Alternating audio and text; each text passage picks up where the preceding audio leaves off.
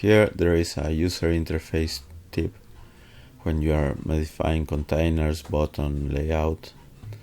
So let's say you make a small modification or a big one.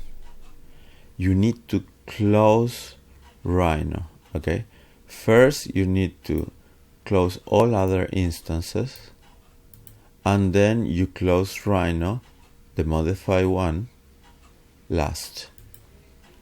If for any reason you forgot to close all instances and there is an instance open, it's not all lost. You don't lost the modifications. You can just open Rhino, so there will be the modification.